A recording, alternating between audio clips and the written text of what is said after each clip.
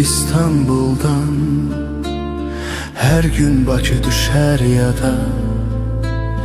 Könül ister bu həsrətə, kədərli bir nəğmə həsrətə.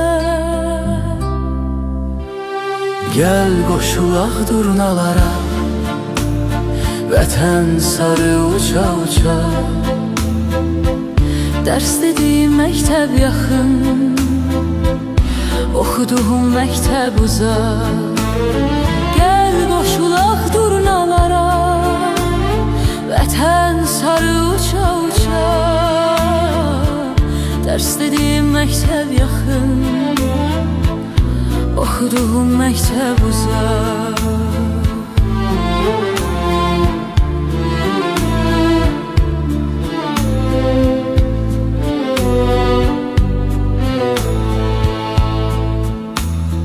Göy Bosforda gəmi üzər, ya da düşər mavi Xəzər. Taleyim gətirdi bura, Bakı hara, bura hara.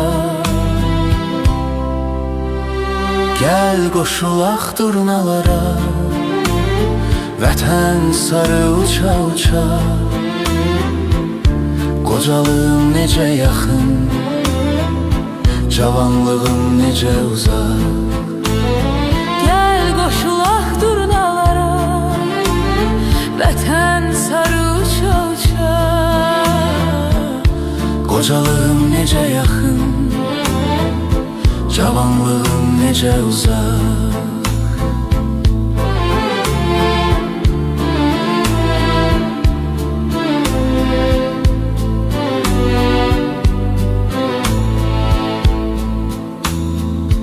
Bakıdan gələn yuxular aylar keçdikcə yox olar.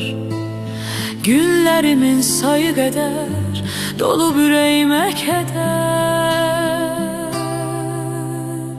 Gəl qoşulaq durnalara, vətən sarı uça uça. Qocalığım necə yaxın, cavanlığım necə uzaq. Gəl qoşulaq durnalara, vətən sarı uça uça. Qocalığım necə yaxın, cavanlığım necə uzaq.